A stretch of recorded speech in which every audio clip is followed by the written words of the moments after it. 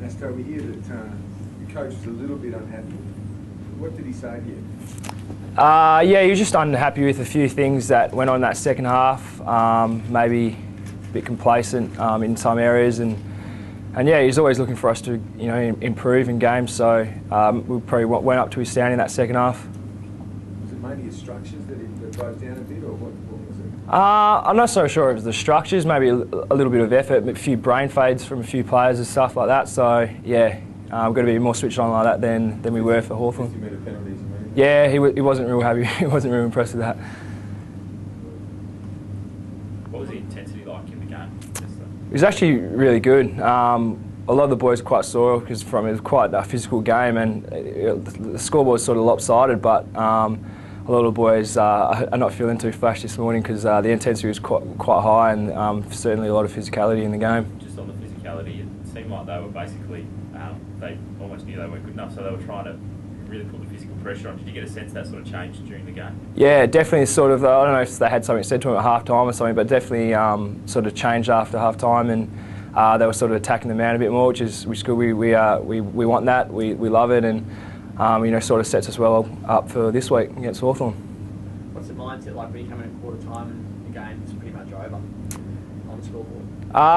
Yeah, I don't know. It's sort of a weird feeling. We've still got so many things that we wanted to do in that game, and we sort of let it slip, I suppose, a little bit. But yeah, I suppose it's also encouraging the way we did play that first quarter and really dominated. What about the Blacktown? The Blacktown, that oval. What'd you make of that?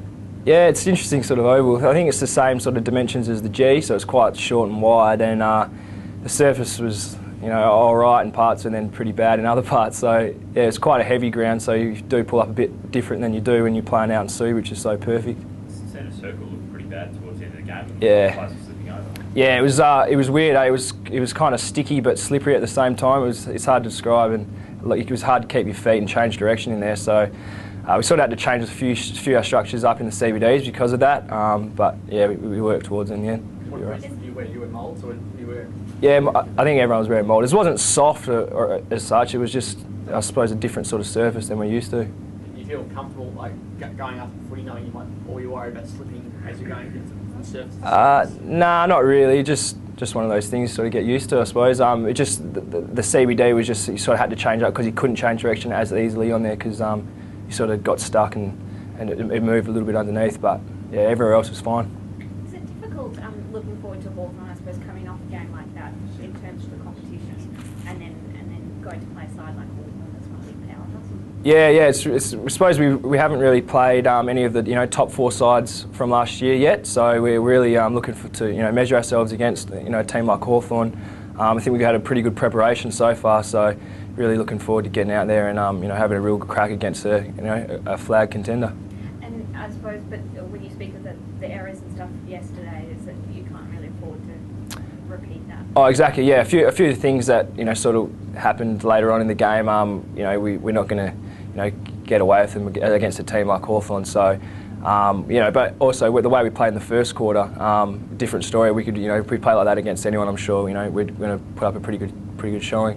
What about for you personally? Do you feel you've put the building blocks in place for a real breakout season?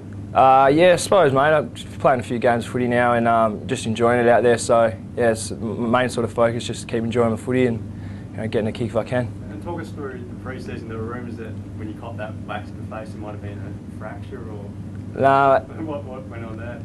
No, it's just just got a heavy knock at training, mate. So, yeah, it's all good. Those things happen.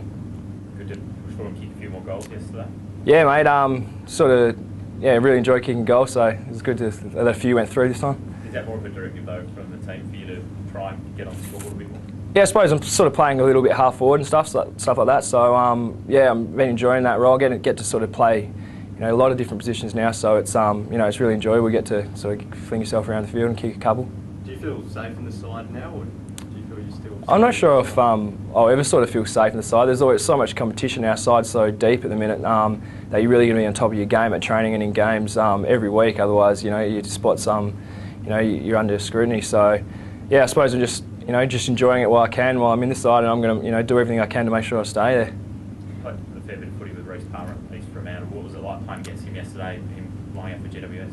Yeah, I suppose I played against him a few times at Freo here and there, but I ended up on him a couple of times. He took a mark on me, which I'm not really impressed about. And I just watched it on my tape then. I'm spewing about it actually, so I'm sure I'll hear some more during the week. Did you ever talk to him afterwards about what it's like living in Sydney and that sort of thing? Is he enjoying it? Do you think it's been a good move for him? Yeah, I think he's enjoying it. He gets a bit more responsibility out there than he did at Freo, and I think he's vice captain up there, so he's enjoying his time. And I'm not too sure what his living arrangements are, but I think he's pretty happy with the city, and he's having a good time. In terms of yourself personally, I suppose you've always been a player that has copped a bit of criticism and focus, given the high draft pick and everything.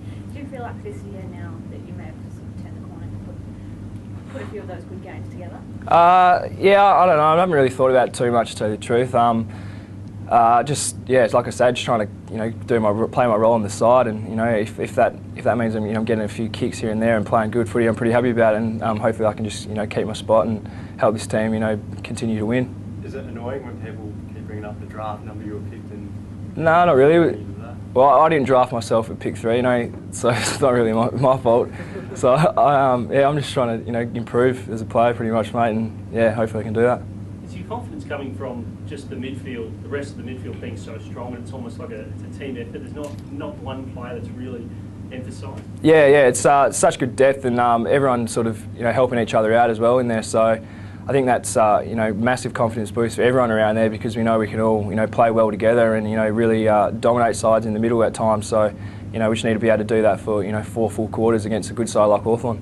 Tell us about Curry, mate. He seems to still draw the tag, which I guess releases you blokes a bit, Fritter and Shuey and yourself.